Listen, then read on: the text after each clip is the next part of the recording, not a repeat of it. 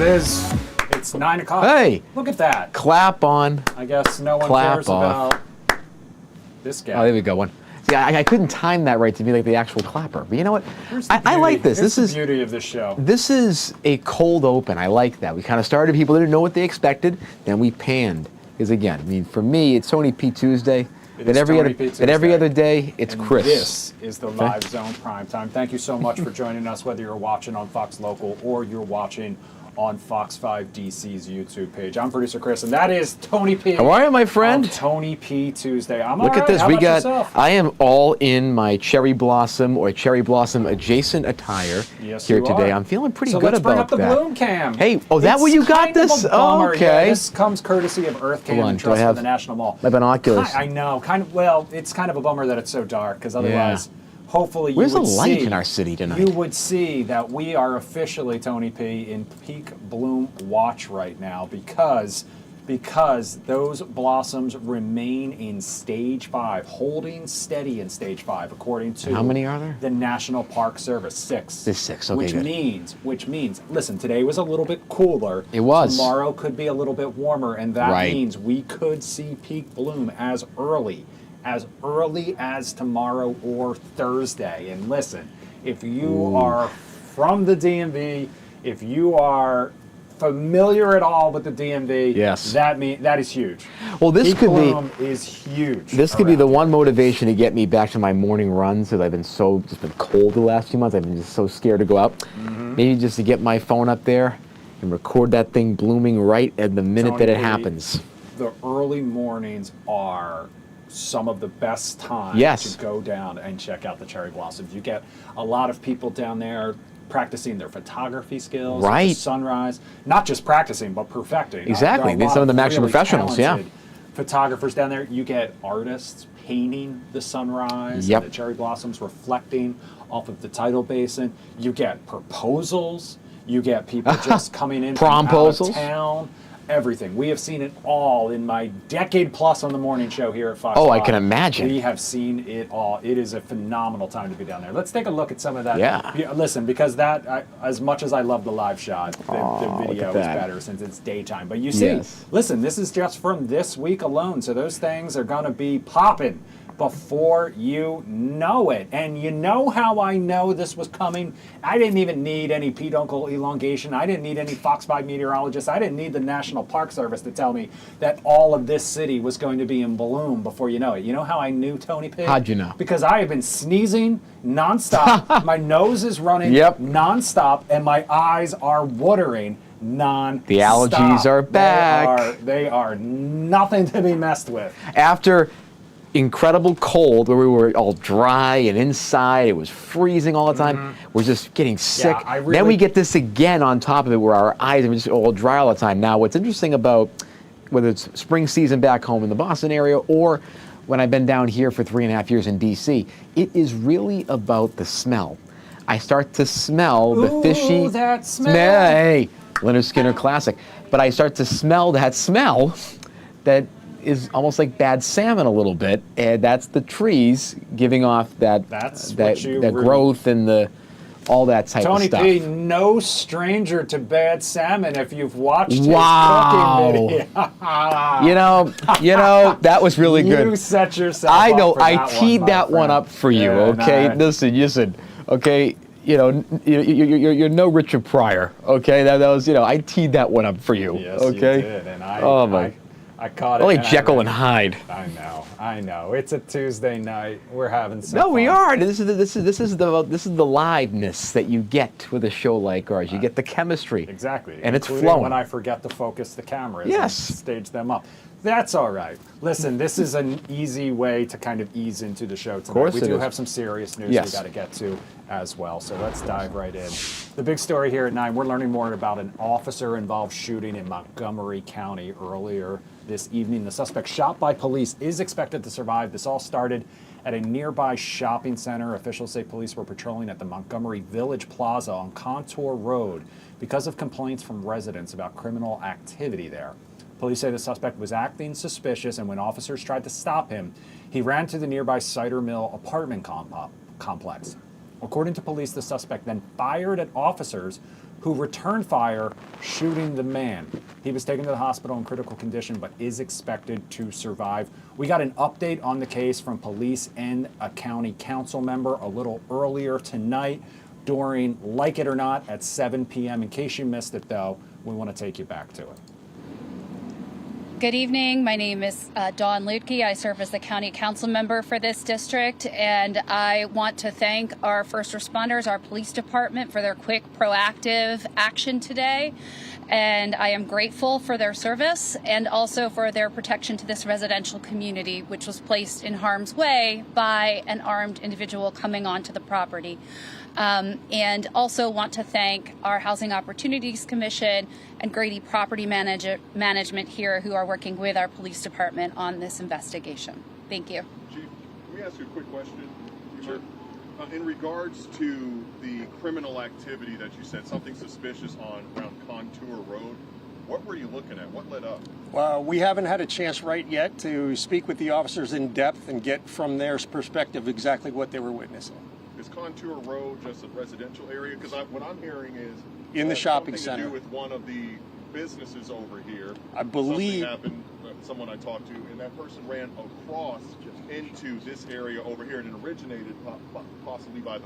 I believe the officers were in the shopping center when they made these observations. Yes. Approximately how many shots were fired on each side? Chief Frank can answer all those questions. Still waiting to be determined. Do you know where the suspect was hit? Arms, legs, chest? The suspect was injured in the upper torso and also in the leg region. Can you explain just your reaction to this? I mean, here you have these officers in Montgomery County, since they're working hard day in and day out, and that just shows the danger that they're facing. Tell us a little about that and your concerns and how you feel about it. Well, as chief of patrol, I'm concerned about these men and women out here every day. We are continually finding guns on individuals. We're making traffic stops all the time, finding individuals that are armed felons. And yet these officers come out here every day on a citizen complaint to try and make this community safer. I mean, you see in the background all these kids. They're trying to make this community safer and put themselves on the line and deal with this. And again, as Chief Yamada said, we're just so very thankful for them that they would come and do this job when so few want to do it anymore. In terms of the patrol that was happening here, was this just a complaint today, or have there been continuous complaints in this area? We've had ongoing complaints, and that's why this Commander Dillman has directed his folks to patrol this area to restore order, if you would. All right, so that was just a portion of that press conference earlier this evening. Of course, Fox 5 Shamari Stone, you heard him at that press conference. He is on the scene. We will have the very latest from him coming up at 10 and 11 right here on Fox Local. Also worth mentioning, no officers were hurt during that incident earlier tonight. And Shamari mentioned in his question that he had talked to other individuals who saw the scene unfold, that the perpetrator did move kind of towards the middle of that shopping center, then over to the complex. So it was kind of very much, and those officers noticed it in the shopping center. They looked and saw the perpetrator start to move, and then that's when, of course, the engagement happened. And again, we're so glad that no officers were injured, and we hope that they're okay at this hour as well. And this also dovetails, and one of the comments that I saw from the chief here was that they're starting to spot a lot of guns on traffic stops, a lot of criminal activity happening in these type of shopping center areas, and they're finding weapons as well. That's just one thing I think for the whole community, DMV, DC, et cetera, because this dovetails, Chris, with the U.S. Park Police shooting last night that we covered. Yeah, of course. That was and it was an ambush right attack. here. So we're starting to see increased amount of gun sales. We've seen that across the economy this year. And we're starting to see, sadly, the impacts of that is that these events are becoming more routine. Just a quick update on that Park Police shooting. There were 2 arrests made today. Darren and Ashiel Foster, age 21 and 22, arrested and charged of shooting that Park Police officer in Southeast DC yesterday. And of course, it happened around 7:30 last night in Southeast. And when, again, thinking about these cases, you have to really start thinking about the proliferation of weapons that are not only in major cities, but are starting to get into suburbs and exurbs and all these different parts because there's people buying more guns. It's a very, it's a delicate balance, Second Amendment, but it's a very troubling trend that we're seeing here. We'll have much more on this coming up in just a little bit. The other big story, let's head overseas now and talk about the latest with the situation in Iran. President Trump claims Iran has agreed to abandon its nuclear program. There are also more reports this evening, though, that President Trump is planning on deploying more troops to the Middle East. The two sides are having indirect negotiations while military strikes continue. The U.S. is demanding the reopening of the Strait of Hormuz. Iranian leaders insist they can keep fighting indefinitely. Meanwhile, Gulf nations that have come under attack seem to be inching closer to joining the conflict. So no end in sight to that at this point, despite what the president has said multiple times recently. Right, and it's very conflicting because you have this, as Secretary Bessent said on the Sunday shows last weekend, they're escalating to de-escalate, which a lot of people in the military community as well as political world are saying, what does that actually mean? Is that even a strategy? And the second piece of this, I think the viewers at home need to understand that this is not President Trump talking to the new Ayatollah. There isn't a lot of knowledge of the Ayatollah currently who's in power is physically okay. There's been some reports about his injuries and whether he is actually in power and in control in Iran. And the biggest thing visually here is that probably what's happening is the president is talking to either parliamentary members or members of the IRGC, which is basically their revolutionary military arm. There's different officials talking to each other. It isn't exactly a mano-a-mano, head of state talks. These are the president's people, Jared Kushner, and others talking to maybe some parliament members in Iran or some moderate members of their version of the cabinet, the clerics, those type of things. Is the way the government is set up over in Iran, is that you have the religious clerics, you have the more political leaders, and then you have the IRGC. So there's a lot of different things at play here. So talking could be very, very relative, and it could just be a beginning step, basically. So that's why I think you're seeing this uptick in troops. The biggest reason why they're doing this, potentially, with the Marines, is that they would like to send troops to Kharg Island, potentially. That's one idea that's been floated by Senator Lindsey Graham, as well as members of the Trump administration, where basically troops would go occupy the island, the Kharg Island, kind of similar to Iwo Jima.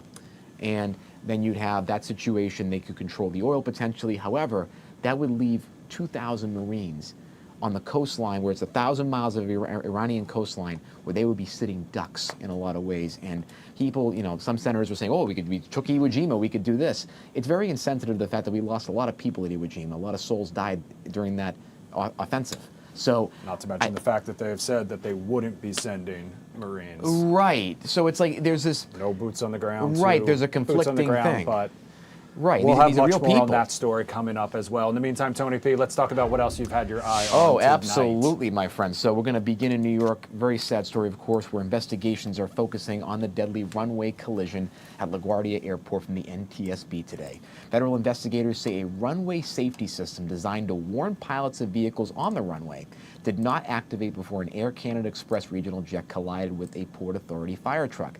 The reason for this? The fire truck was not equipped with a transponder, meaning it could not be detected by the system or be warned to air traffic controllers in real time. The aircraft arriving from Montreal had been cleared to land with 76 people on board when the truck was on the runway after requesting permission to cross. The collision killed both pilots and injured multiple passengers as well. We send our prayers to everyone affected by this up in New York. Investigators have recovered the cockpit voice recorder as well and are reviewing air traffic control communications as well.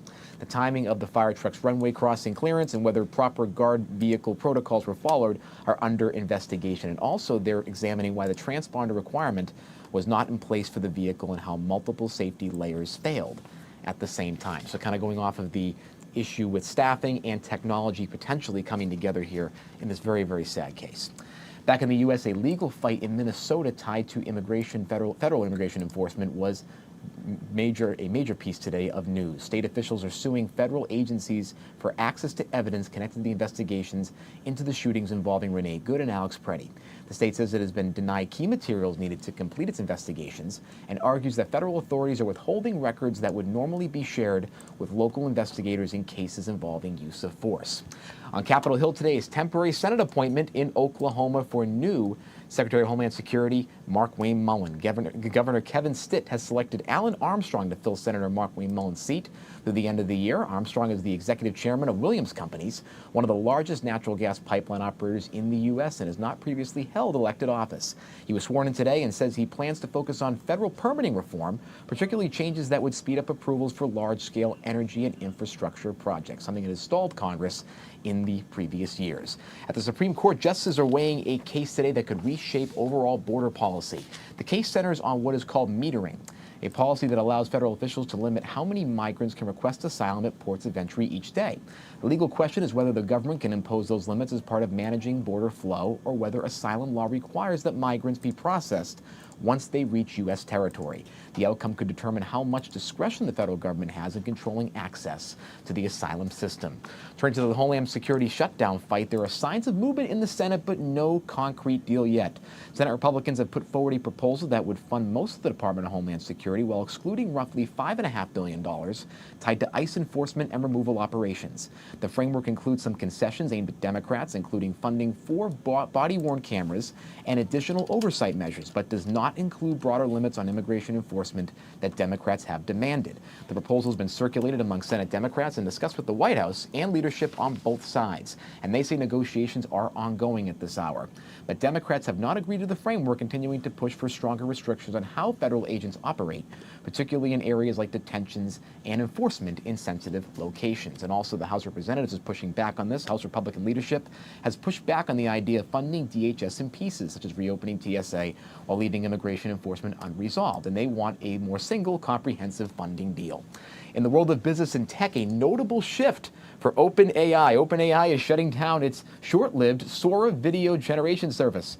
Stepping back from one of its most visible experimental tools as the company shifts focus towards scaling its core AI products and infrastructure in its business battle with Claude in the last few months. We're going to be missing some of that AI slop we were seeing in the early months of this year.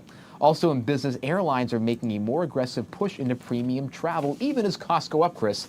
United Airlines is increasing the number of premium seats on its aircraft, also reconfiguring cabins to include more business class and premium economy seating, while reducing standard economy capacity on some planes. The strategy is aimed at capturing high margin revenue from travelers willing to pay for upgraded experience and the business community as well. In entertainment, and for all of you millennials, and I would say geriatric Gen Zs like me, Miley Cyrus is leaving the door open to revisiting one of her most iconic roles. Cyrus says a Hannah Montana reboot is possible, saying, quote, "We'll see what happens," while referencing the character's lasting impact on the anniversary of the show yesterday. In business and influencer culture, a detailed product launch coming from one of the greats, Alex Earle. Alex Earle is launching a skincare brand focused specifically on acne-prone skin, built around her own experiences with breakouts and treatments like Accutane. The initial product line includes a cleanser, moisturizer, and treatment serum with messaging centered on realistic skin expectations. This is where she gained a lot of her popularity in the pandemic of being open about her skincare process. So a major move today for Alex Earle. And finally, into television, HBO Max is expanding its medical drama lineup beyond The Pit. Chris, is going to be right up your alley.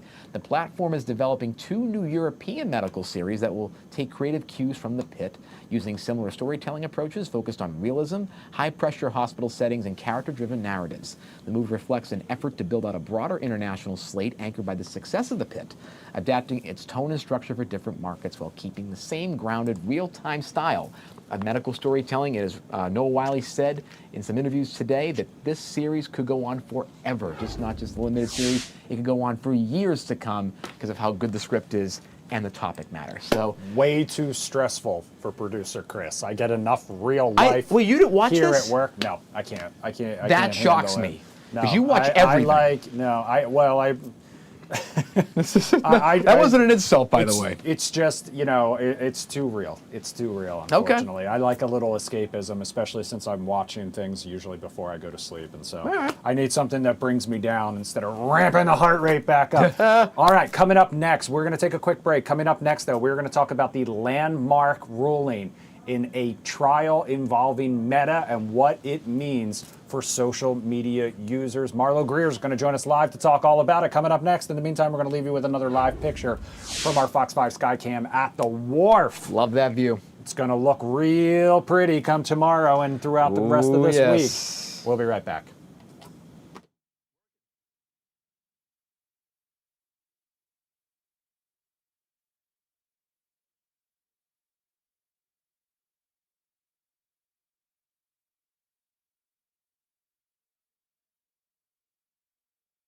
Hey, Marlo, it's Chris. Can you hear me? Test 1, 2. Can you hear me? I can. Can you hear me? All right. Can you give me a count to 10 again? I want to make sure I can hear you. Let me double check my audio settings and go. 10, 9, 8, 7, 6, 5, 4, 3, 2, 1. I got you. Perfect. You're coming up next. Thank you for your patience. Sweet.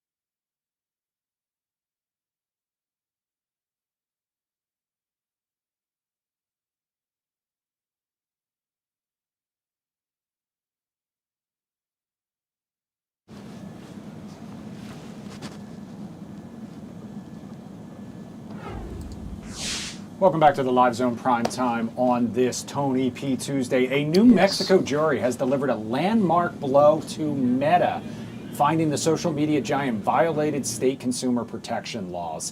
After a 7-week trial, jurors agreed that the owners of Instagram and Facebook prioritized profits over safety and hid the known risks of child sexual exploitation and mental health struggles. The jury labeled Meta's actions unconscionable, ruling that the company exploited the vulnerabilities of its youngest users.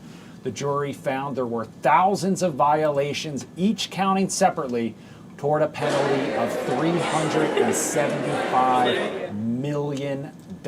So for more on the case, what comes next, and what the verdict could mean for users, federal trial attorney Marlo Greer joining us now live on the Live Zone Primetime. Marlo, thanks so much for hanging out with us.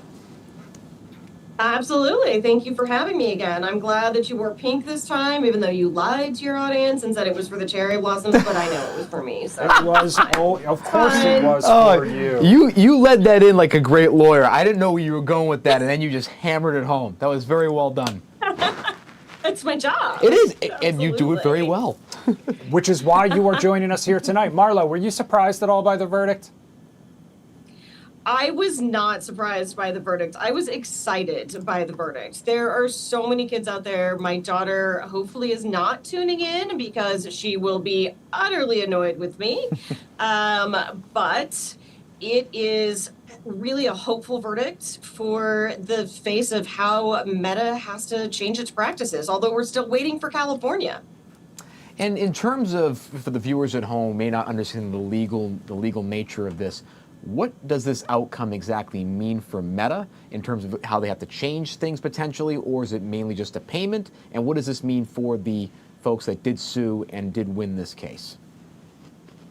They do have to change things. It was a consumer protection case.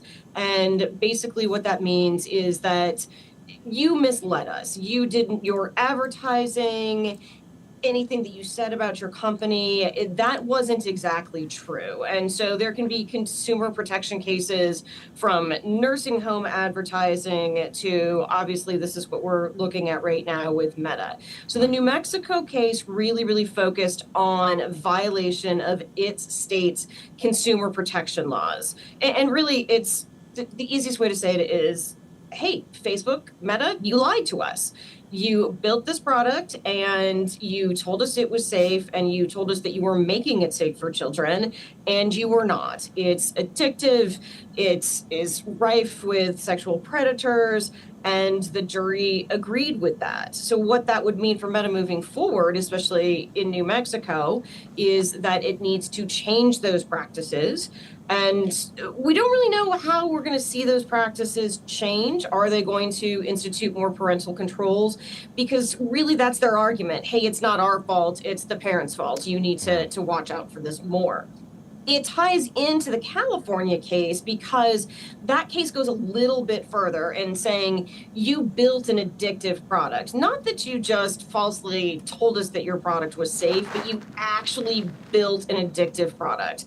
And that verdict is going to be just as important as the New Mexico verdict, because I would be lying to you if I said there were not thousands of children out there, and that's a grave underestimation, that have been affected by this. Their mental health is affected, their body image is affected.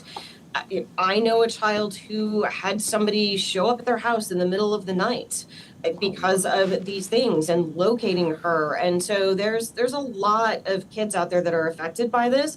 And it's really more than, hey, parents, just watch what your kid is doing. So Marlo, you mentioned the California case. My understanding is that the jury there is sequestered. So this case won't necessarily have an impact on that one. But have the floodgates now been opened?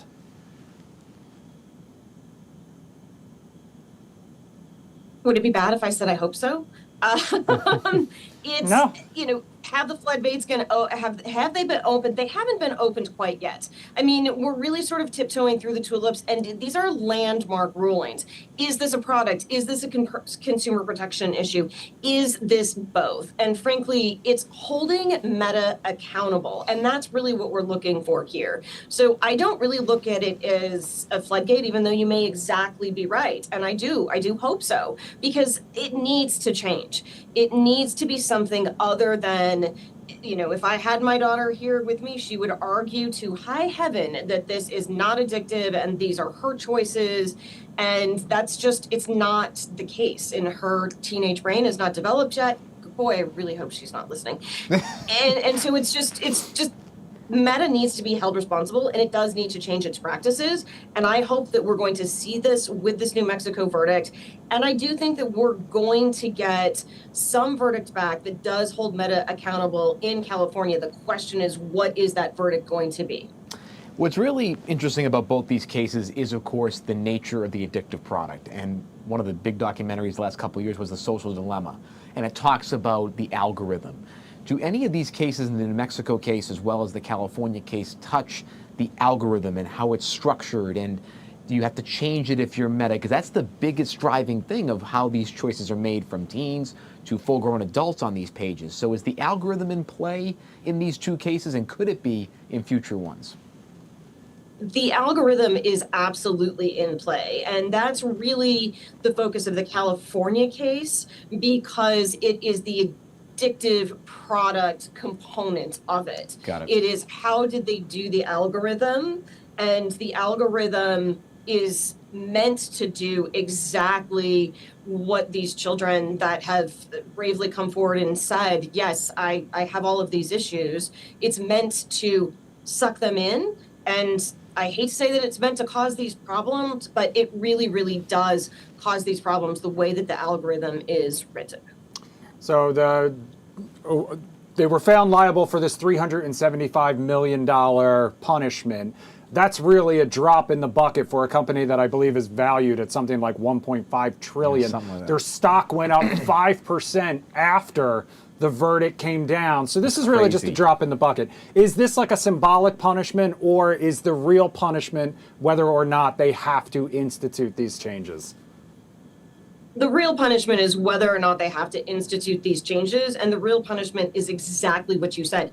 Is this a floodgate? Because it's not just $375 million one time. It's going to be all states, all children in all states, and really think opioid verdicts, opioid settlements. That wasn't just one state, that wasn't just one time. We came out with the data that realized that this is an addictive, in that case, medicine. And that's really what you're looking at here. So I don't think Meta can run and hide. Of course, $375 million to them isn't anything. It's a lot to us. And I hope that it will be a lot throughout the United States. Do you think from Meta's perspective that they're going to just settle this and automatically pay it and live by the judge's orders, or are they going to appeal this? And can we see this case potentially move to the federal courts and through the Supreme Court to really get to a larger question of algorithms and how it should be regulated? Like, do you see this case potentially being another landmark case at the Supreme Court level, depending on how the appeals go? I absolutely do. It could be. I can't imagine that Meta's lawyers are just going to stop. They had a chance to settle these cases and brush them under the rug, so to speak, with as many confidentiality agreements as they could imagine, and they chose not to do so. The California case specifically, TikTok settled that case, Snapchat, they settled that case, but the Google defendant is still there as well as the Meta. So I don't think that they're going to take this lightly because it does have vast reaching effects.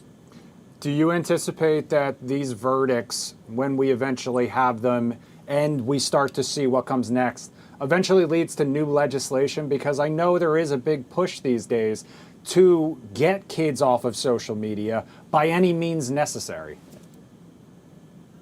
And I do, and I hope that it does. And the question is, as lawyers, as legislators, can we write laws that protect kids and really are effective in protecting kids? And that's really what we want to do.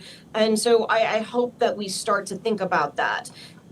The problem was, the reason why we're here today is because the laws that we wrote them for the social media companies. We wrote the Section 230s, the free speech, it's not our fault, the platform, it's whoever posts on that.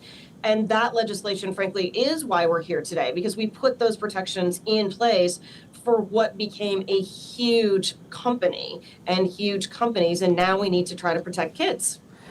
When looking at not just legislative reforms, but some of these platform-based reforms, what are some of the items that you think Meta and other competitors like them can take in moments like this to potentially stop this potential floodgate of more lawsuits? Are there certain algorithmic changes that you think users would like to see that could really almost stop this legal pressure? What I love about coming on here with you is you always ask me a question that my answer is, I have no idea. If I was a programmer, I feel like I would make more money, right? I mean, I apologize. You and me both. I hope I'm down a dead end. Well, it's just, yes, I think they're going to have to change the algorithm. There was evidence that they knew about this. They knew that the algorithm was addictive. And so they're going to take those people that are much smarter with ones and zeros than I am and figure out how to change it. That's what they should do, and that's what we hope they do. And now, finally, I'll ask you about evidence collection. This would be a definitely good answer. So, in these type of cases, what type of evidence are juries relying on and judges relying on to make their verdicts in these cases? Is it more witness testimony? Is it some whistleblowers that we've seen in the past have gone before Congress? Or is it another piece of evidence that we're not talking about? Yes. All of those. So you would look at whistleblowers that can come in and say, this is really what Meta knew, as opposed to what Zuckerberg came in and said, right? So you're relying on those people. You're relying on the testimony of the children that were affected, that are coming forward and saying, this is what I did, this is what happened to me, this is how I felt, this is why I did what I did. And unfortunately, you're relying on tons and tons of paper and documents and lawyers asking questions very creatively to try to get an answer that the other side is going to avoid. We have rules all of the time, and we're supposed to follow them, whether it's state court, whether it's federal court, and lawyers think differently about what they're supposed to do. And typically, when it comes to defense, they're going to try not to give you those documents because they don't want you using them. They don't want the jury to see them. And so it's very important And, you know, that's really what people are relying on. And my lights just went out, so we must be talking for a long time. We definitely are. Sorry. So we will let you go, but real quick before you do, how closely are some other social media apps paying attention to this case? I know Meta's name is on this one. YouTube is involved in the one out in California. Is this sort of a warning sign to the rest of them as well? It absolutely is a warning sign. And the California case, like I said, there were some defendants that settled. And so those settling defendants, they are looking at what they are doing as well. And hopefully we see changes across the board. And hopefully my child doesn't try to become emancipated because of it. It'll all work out. Well, we hope that for you too. Marlo Greer, thank you so much for spending some time with us and burning the light out as we did it. We apologize. Hey, it's perfect. It was perfect. Thank you so much. All right. It might have also been somebody listening in on our conversation. Right. Kind of, not to go down that rabbit hole. All right, we'll clear you. Conspiracy theories now? Thank you so much for lending your expertise. Also, West Virginia Ben hanging out in the comment section on YouTube saying if Meta is guilty, then so are the gun makers and automobile manufacturers. Then so are the creators of the internet. It means parents suck, parents do your job, and watch your kids online. So some hot takes. I think a few hot takes. West Virginia Ben. Well, again, that's why we with the appreciate tobacco, you hanging out here. With tobacco, I mean, Ben's right. I mean, they were held liable. In terms of, I think it was almost $1 trillion, not trillion, but there's like a few $100 billion in the lawsuit against the tobacco companies. Now we can look forward to the movie on this. The Insider. Coming out. Part 2. Exactly. Where he moved Russell Crowe. Russell Crowe back. All right, we're going to take another quick break. When we come back, we're going to hear from intern John. Tony and I got a chance to catch up with the iHeart superstar a little earlier today. We'll share that conversation coming up on the other side of the break. In the meantime, we're going to take you down to Prince William Marina from our Fox 5 Skycam. Still some Christmas lights lit up down there as you see the boats. It's going to be a lot busier down there as the weather starts to warm up. See, I'm not the only one.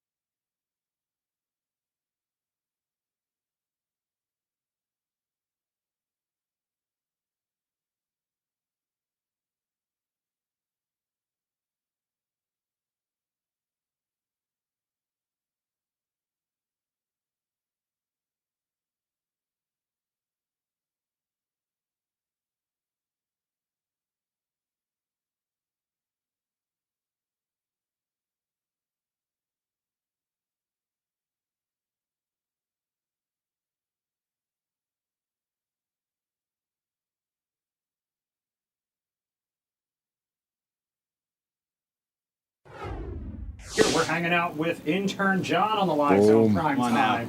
Up past your bedtime. Oh, just a little bit. Tomorrow shall be fun. Right. Morning shall be really fun. Took the bags into the eyes, all the sleepy seeds they called them. The Sandman came in. It's no baby, but it's my baby. Well, tell me about it. All right. Anyway, Where do you want to start, Tony Clay? I got to ask you, man. It's like you are, of course, biggest radio show host in terms of all what's happening in current music, right? Yeah. And you saw Sabrina Carpenter before she was really big. You knew it. You pinpointed it. Taylor Swift and others. Who are you seeing right now in the music space that you're playing on air, you're talking about on air, you're seeing in your analysis? Who's coming up right now? Where are they coming from in terms of where they start? Well, the interesting thing is BTS is coming back. So BTS, K-pop, they had to do their service because they're Korea. They had to do their service to the military. Finally come back. They sold the M&T Bank Stadium in like 2 minutes. Wow. The albums that we played the song Swim last week is fantastic. So it's almost like they're getting back together, but they never really broke up. They just had to do their service. And I think if you don't know about K-pop, I know people have heard about it, but these guys, it's like, they're really talented. So it's going to be the summer of BTS for sure, no doubt. Now, what type of melodies are you hearing? Is it more rock-based? Is pop a lot more the introspective songs? Like, what are the trends that you're seeing and what's going to pop? Well, the fun part about music now is we'll find the song of summer in the next couple of weeks. So it's usually it's like they're maybe, right? Because last year, it's hard. Takes a while. Whether for we sure. never even had one. I mean, I think the Alex Warrens of the world will always be good, like the deep love songs, but everybody loves the song that's not deep at all and you just love the melody of it. Dumb songs do well. Like, that's just kind of the reality. You know what I mean? Not every song has to move you. Some just make you feel good and then forget about the world for 2 minutes. And that's great, too.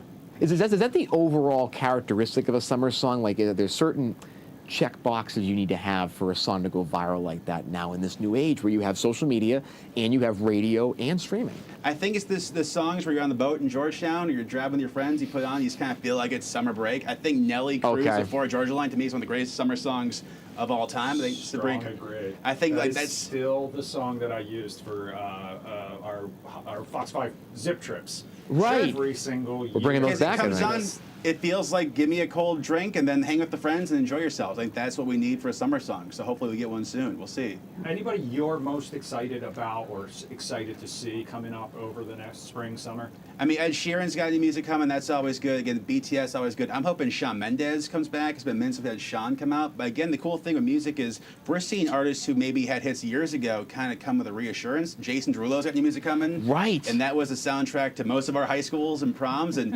Derulo sold 200 and some million singles. So the man can sell. And now he's big on TikTok too. So that's the funny thing with TikTok.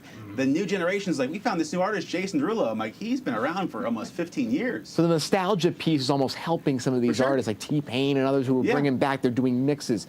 Do you think the influence of EDM music where you're remixing a lot of older songs, is that helping these artists as well? I think it is because you just don't know. I mean, Whitney Houston had the song, the Higher Love remix years ago. Yeah. It's funny, when we were growing up, it was like you buy the album and then the albums became trash. You just buy the single. But now I think music's gone back to the album's got to be good. So these songs that are like 10 years old, Zara Larson's Lush Life is 7 years old and we're just playing it now because TikTok made it big. 303 this week, popping off on TikTok. Again, like, that was college for a lot of us, like those guys, but they're back now because this new audience is like, the songs are still good 10 years later. Exactly. And then one of the biggest things that's going on with your company, with iHeart, is that they bought this TikTok radio station. Yeah.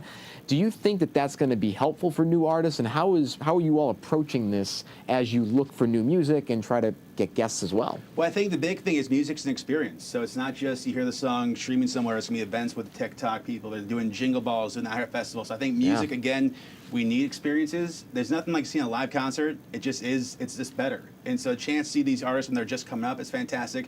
It's always good to brag about, I saw this person before they had $300 tickets. Right, like I knew who they were. I knew they were going to be great. Flexes. I saw Justin Bieber open a show once. My first jingle in Minneapolis, Rihanna opened, Ashley Simpson headlined. So it shows you how things can change in music. You know? Definitely. And Rihanna hasn't even released an album in 10 years. Is that true? I see. I didn't really. Pushing out babies. Oh my releasing that instead. And Super Bowl halftime shows too. Fenty, she doesn't need to make music again. All right. Well, you mentioned the song of the summer, but we're still in spring, and spring means March Madness. So let's talk a little basketball for a second. How's your bracket looking, first and foremost? My bracket. I don't know basketball well anyway. I feel like Cam Rogers apparently is in the top 99%, apparently, at least according to his Instagram. That's what I heard him say yesterday, But, too. I was in the top 0%. I'm not good at this. Who did you have going all the way? But Michigan, just because it's easy. So you're still alive. But I also I feel like the Cinderella stories are kind of done in there of NIL. Like, that's not, like when Mason went all the way, I feel like that's kind of done. It's been cool to see the local teams go. Yeah, Howard knows, Yeah, Howard and running to Michigan kind of tough too. But yeah, I'd like to see the smaller schools win, but I feel like it's not going to happen ever again. I mean, St. John's seems interesting. I think with Rick Pitino coming in, maybe a redemption tour. He's got a really good teams playing Duke this weekend. Yeah. Now, what's interesting is there's some games happening here in D.C. How do you think the city's going to react to having March Madness back here in the nation's capital? I think live sports is fantastic. I think it's always good to have. I think for the younger kids too, to get to see that kind of high intensity basketball or whatever sport it is, gets the younger kids involved. I think that's always fantastic. Getting the youth involved in sports. And one of my favorite places to watch live sports is at your fine establishment, Hyde Social. Hyde Social. Now, what's going on for March Madness? What some events you have coming up? Is it going to be bracket stuff? Is it going to be just some fun chilling? You can watch all the games. Got the Wing Tower, it's a Tower of Wings. Ooh. Which is like, you can't go wrong with that. The Glizzy Tower, They're still there, right? Yes. But we also have canned cocktails. You can get a cocktail. If you don't finish your drink, we'll can it for you. Take it to go. Which is nice with the weather being cool. The machine, even if it's Diet Coke, it still looks cool and it's free. So if you buy a drink, we'll can it for you, take it to go. And it's legit like a soda can. Pop it wherever you want to go, which is very cool. Diet Coke or non-alcoholic rosé? Can I do either one of those? Yes, yes, absolutely. I'm on my non-alcoholic rosé kick. I'm going to be ready for that. And cigars too. My next question is going to be cigars for this March Madness. I get you out, Chris. Come on, Each time I lose, I'll just smoke another one. Oh my God. John, are you a drinker? Oh yeah. What's your go-to? I'm a bourbon guy. You're a bourbon guy. Yes. Nice. Ever beer? So beer to me is intimidating because I feel like I don't know enough about it. Like I'll get like a Miller Lite. If I'm with a beer guy, I feel like I'm embarrassed to order that because they're like IPA. Like I don't know what. I just want it to taste good. So I'm a huge fan of the Miller High Life, which is no surprise to anybody. Good commercials. Beers, but I have this ongoing debate with people, and I'm curious for your take on it. The plural, the Miller High Life. Okay, am I drinking 2 Miller High Lifes? Am I drinking 2 Miller High Lives, or am I going internal plural 2 Miller's High Life? Or if I finish my Miller High Lifed. Am I drunk? Am I high life? I don't know. Very nice. I basically tweet them about this every single day, and so far those cowards have not responded. Now, so you have Twitter and X. Do you do Threads at all, man? Because I know you're also on social media like me a lot, but Threads is coming up now. Instagram's trying to make me do Threads because I always play really interesting things, and I click and I go. Right, it kind of brings you in. It's not bad though because you can like put the best comment, like it'll just show it to you. I sort of like that feature. Yeah, I don't mind either. It's the Wendy's engagement, the Wendy's McDonald's thing. Now, and speaking of again with Hyde, you guys innovate a lot. Sure. Which I really like about that, whether it be food or just the experience. You're also doing comedy nights now. So tell me about, you did one recently this past Monday. How did that idea come, and then how did it look to participants? Did they enjoy it? Did the audience like it as well? Yeah, so we're just trying to find new ways to get people out, and I think everybody's looking for free things to do, great for a date night or just to get out of the house. I think comedy's fun because comedy's fun even if you don't know who the person is. It's not like going to a concert, not knowing the song, and be like, oh, that's a good song, but I don't really know what's going on. But with comedy, as long as the jokes are good. So we had our first one this past Monday. It was all local comics, fantastic. It was free to get into. We're gonna do it once a month, I think, which is great. And just, I think, a chance to, especially in this area, forget about life, just laugh a little bit. I think everybody can use that a little bit more. And the best part with comedy is people from all walks of life laughing at the same thing. So it's like we're really not all that different. Right. We can all laugh at the same thing and enjoy ourselves. So we understand the point. That's relatable. Yeah, or that isn't. Especially for DC, there's so much stuff here we can all relate to. So exactly. It's a very nice, like, relieving evening for sure at Hyde Social. That's really, really cool because again, I think comedy is so. There's a lot of barriers for people to do open mics. It can be really kind of a lot of pressure to get up on stage. But with your event, people were sitting around together. It was more communal. Do you think that's helping comedians that maybe come in and do these type of shows? I think so because comedy is one of the scariest things. There's nothing scary than going on stage. And again, if you have a song you can play the song. But comedy, silence can be deafening. I did a show in D.C. where the sound was off. My mom was in the front row. I didn't hear her laugh once. So I thought I bombed for an hour straight. I'm like, I got off stage, I'm quitting comedy. But just because the speakers weren't right. But like bombing is one of the worst feelings ever. So the more chance you get to do comedy, and DC is such a good comedy scene anyway. There's all the big comedians have film specials in DC. Eddie Murphy, Chris Rock, Chappelle, Matt Rife. So we have a great comedy scene here. At the Constitution Hall, because the DAR Constitution Hall is a big one. Legend. And you've had some big comics on. Jeremy Piven. You've had Joe Coy, Matt Rife. You've had some great comics on the show. When you're interviewing, when these comics come into town, like. What kind of questions are you asking, one, and what are you also seeing from them when they come into D.C.? Do they view their comedy differently when they talk about the nation's capital? I think they like D.C. But I mean, again, like Eddie Murphy's Delirious, one of the biggest comedy specials of all time, filmed here. I think D.C. is right for comedy because it's such a serious town, and people don't want to hear politics all the time, so just having that escape. Comedians are the best interviews because they're just funny. Right. Like sometimes artists are just like, I'm not going to sing for you. Obviously, so like comedians, like we had Joe Coy, and he has sold 70,000 tickets this past weekend. Couldn't be nicer, funny, genuine. I think comedians are some of the funniest people to have around, period. Wow, like that. Let me ask you a question when it comes to comedy, for example. You know, you guys were talking earlier on the Take It Two about how like influencers getting into like not politics, into like news and stuff like that, and how there's this sort of like hierarchy of like, you know, the establishment looking down on it. So many people have managed to kind of break into the comedy scene, whether it be through social media or building their own followings type of thing, as opposed to the route of going into like a Groundlings or going into Saturday Night Live, Second City. Is there that sort of hierarchy as well still in comedy? Is there like the establishment who kind of looks down on people who have come up in a different way than they did? I've kind of felt that a little bit. So I did my first show 10 years ago for the Fisher House. I didn't know I was supposed to do 5 minutes. I wrote for an hour, and my opening comedian's like, "How long are you gonna do?" I'm like, "I'm gonna do an hour." And his jaw dropped, and he goes, "But it's your first time." I'm like, "Yeah, but I've been like writing every day and like putting the work in." So I've had some comedians I think give me that way because like I didn't have to wait for open mics, but it's also was blessed with the following. But like I put the work in. So we've seen you can have like 1 million followers, but if the content's not good, that's only gonna carry you so far. You know what I mean? Like Matt Rife, people hated him for the crowd work stuff, but his jokes are also really good though. So you have to have the product too. So as long as you're good, people can't really hate on you. I mean, that's more of like the jealousy thing. But yeah, as long as it's good, you know, what can you say? Again, with Matt Rife, he got big on TikTok. Okay, but he also just sold out Capital One, 20,000. Yeah, and I think it's also the sort of thing where when you post the crowd work on social media, it's because that is not the sort of thing that's going to be repeated at the next show. Sure. So you don't mind putting it out there versus putting one of the jokes from your special out there. Then everyone's seen it, and then by the time they come to your show, that's old. Well, I was telling him when he's on the show, I think he has so much hate because, oh, it's just crowd work. That's not just, you can't just wing that. He's really good. Crowd work's hard to do. So people try to do crowd work to mimic him. They found you still have to be funny. Like you still have to be able to talk to somebody and also like not insult. He's really good at like not insulting the audience too, so they're in on the joke. I think that's a hard thing, comedians. You don't want to make your audience hate you. They're in the joke with you.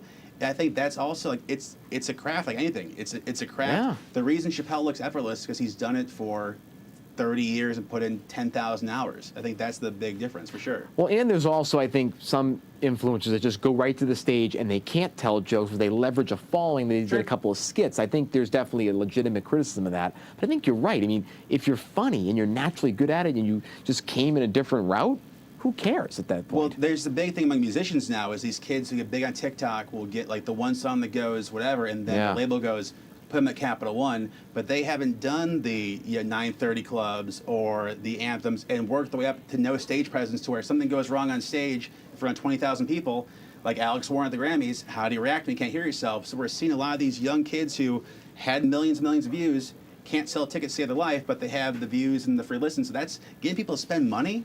Like it's one thing to get views, but to get somebody to pay money for babysitter, travel, to get out of the house, like that's a completely different thing. So it's still customer service and also having something to show. Now, speaking of specials, a lot of comedy specials coming out, Netflix, Hulu, Amazon. We saw Jeff Ross getting a special. First time in 30 years, he'll be doing a Netflix special. What are some of the comedy specials that you're watching that you love as a comic that other viewers would love to get introduced to? I always love John Mulaney, Georgetown guy, which I think he's fantastic. Joe Coy has a new one coming out. I think that's good. Yeah. I think Ross is doing it great because the specials, to me, didn't become special because there's a new one every week. Yeah, I mean, that's right. It used to be like once every 4 years, HBO, Comedy Central it was special because they were doing it one time, and now it's like a normal thing. I think it's great to have a lead up to like, what's this person going to say? So it builds up. I'm taking this year off of doing stand-up because I've been touring for 9 years straight, so I want to like make it so it's not always expected that I'm going to be out. So next time you see me, it's like, we don't know when he's going to do it again. But to get back in the lab almost a little bit and you get those jokes going for another year, things of that nature, so you can have that long tour. I mean, you guys doing a show every day is creatively draining. It is. Start from fresh, but like, it's like it's fun. You guys are very good at it, but like to have to start over tomorrow with a blank canvas, like after each comedy show, I'm like, how am I going to top that? Same with the radio show. It's like, how can we possibly? It's so funny that you say that though, because we just talked to Jay Leno. Are you going to go there? One of the questions that I asked him was whether he missed that 5-day-a-week grind, and he said he liked it better because. And I don't want to. I'm going to paraphrase basically, but he said, you know, when you have more time to think and stress about it, you're then a little bit harder on yourself as opposed to when you have to just crank it out and do it every single day. it may not have gone well, but then you just got to put it in the back of your mind and move on and do the next one. My biggest fear is having a perfect show. Yeah. Because it'll never happen. Legitimately, it'll never happen again. Never does. And I think Kevin Hart said, if you have a perfect show, stop. Right. You'll never get that ever again. Well, because you get the more at-bats. Like, you're doing a show every morning. We do a show every night. You get those at-bats. If you missed one thing, you come back and play the next day. Now, so you mentioned Kevin Hart. Of course, the big roast coming up on Netflix for him. He's the next victim of the roast. And then he's, of course, got this new show that's this Comic View special thing where he's going to be, basically, it's American Idol for comics. Like, do you think that some of these older shows that are coming back and these roasts, do you think that this is going to be effective for folks? I think that Kevin Hart doesn't need a roast. Justin Timberlake should have done the roast. If you look at when Bieber was like doing his own thing, Bieber did the roast. He was able to laugh at himself. People are like, okay, like he laughed at himself. Justin Timberlake should have been like, okay, I messed up. The video's out. I'll do the roast. I'll laugh at myself. Be like, oh, he's a good guy. Kevin Hart doesn't need the roast. It should be for people who are a little bit need the positive, like, okay, they're so cool. To me, Kevin doesn't need it. I think Justin Timberlake would have been perfect. I think, like, if Kanye ever comes back to Earth, he'd be great for a roast to prove you can laugh at yourself. Yeah, and very much so. The one nice thing about it, and especially from the viewpoint of like a streaming service like Netflix, is Kevin Hart has the most famous friends in the world. Oh, for sure. You know, anybody who is everybody will show up to honor and / roast him. I agree. No, because I think overall you look at these things, the comics that can come out of these roasts. Oh yeah, Nikki Glaser. Right. Like who's Tony Hinchcliffe. Who do you think could be that next person in a roast like this potentially? I forget her name. Her first name is Lisa. She's a blonde gal. She's on the Jury Duty too. Lisa. Let's start with the G. I can't remember her name now, unfortunately. But she is hilarious. She's did the first season Jury Duty. She's really good. She's very dry. I've seen her on podcasts recently popping up, and she, I think, is just, she's quick. And you can't tell if she's being funny or she's a little bit like Aubrey Plaza, but blonde. So it's like that same kind of dry humor. I think she's going to be big. Again, with comedy, though, you just never know. Like, that's also the exciting thing. You never know who's going to be next. It could be anybody. Exactly, because, again, one video makes you go viral. Sure. Now, what are some of the big things yes, you can be Lisa Gilroy. Oh, Gilroy, here we go. Yes, sorry. She's Google. Nice. She's hilarious. She is, I think she's Canadian. She's done a couple TV shows, but she's on Jury Duty this season. This will be the last thing she could do undercover because she's just going to be the biggest thing in comedy. I love that. Now, finally, one of the biggest things I got to ask is, what are some new things coming up for the show? Any big interviews coming up we need to know about? Or always. We have a second chance. I probably can't say that. We have a second chance prom coming up with a big artist that I can't say. I probably shouldn't have announced that yet, but there it is. Hey, you teased it like I did with my ad. Well, last year it was O-Town, it was BB Mac, it was Chris Kirkpatrick of NSYNC, Ryan Cabrera, so it was kind of like that school. The artists we have this year, newer. But like, I think our high school, college years, so it's going to be a fun. I shouldn't have said that, but that's fine. Have you seen that the boy band on TikTok that they're doing? The fake one. Yeah, isn't that really cool? Yeah. They did like the nursing homes and stuff. Oh, I think Gino the Ghost, who's a big time Grammy Award winner, he put them up in some stuff. This a riot, and it's great. Yes, I think again, and it's real. It's authentic. That's the best part. It's entertaining. Exactly. That kind of stuff. Exactly, and it goes some big major stuff. You and I are no longer bachelors. We're taking bachelors, my friend. Congratulations, my friend, on joining that. Hard launching the girl. You launched online recently. Tell us about that. How does it feel, to be in the taken bachelor realm? It's crazy. So I met her first in October at Hyde, and she came up to me and said, "Hey, I'm Alex. I listened to the show." And I was like, "Oh, this girl's really pretty." And then I didn't think anything of it because I thought she was just saying hi. Didn't see her again for 2 months. Saw her in December at Hyde again. I'm like, I should get your number. Got her number, but I was leaving town for 2 weeks. But and you'll know this from being you've been taken for a minute. But like this was like the green flag was. I was like, "Can you go out this day?" She goes, "No, I can't. But I can do these days." And so often on dating apps, it's like, "I can't do this day." And silence, yes. But I was like, oh, this girl, like, she's giving me times. I'm like, oh, she actually wants to see me. So we had our first date was New Year's Eve. Invited her out to New Year's Eve. She came at 12:15, passed the ball drop. I told my best friend, I'm like, it's over. Yes. Like, that's the girl. Yeah, that was also I'm just gonna wait here, but yeah. So it's cool. It's cool having you guys know, and this is especially having somebody you can rely on to be there. Because listen, we seem confident, but I hate myself every day. So it's good to have like that's the person who get the worst day on the air. Right. But then it's like, yeah, #1 fan. You know, you can't beat that. So exactly, and you learn from each other. Now, what is your favorite thing about Alex you've learned over the last months? I think everybody loves her. She's just so easy talking to people. I think it's just, again, I think in this business we get a little bit jaded with people. Yes. And just like it's nice to have that kind of soft like light where it's like, oh, there are good people out there still who are genuine. She's just. Everybody loves her a little bit too much. I was hoping to be more of like a slow build. My family's like, she's amazing. She's like, nobody was. Yeah, nobody was. It wasn't like, who are you? We're gonna vet her real quick. It's like, don't blow it. I'm like, okay, I'm still your son. Right. You know what I mean? It's like, where's the love? Yeah, but she's Italian Catholic. So that was it. Listen, we're just naturally charismatic. Yes. We win folks over with our sincerity. It is, baby. Come on now. Absolutely. I'm sorry, congratulations. Thank you. So happy, man. You guys look great together. I've seen you guys out together. Yes. Wonderful couple. Yes, we had a double date, triple date. Yes, hey. Bring the baby. Bring the baby. Absolutely. That's what, 7 people? 7. We'll make it work. I can count. See, I'm getting there. I'm the count, you know?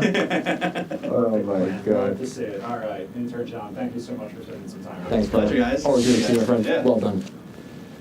Stands for what? Boom! News at 10 is next. Have a great night.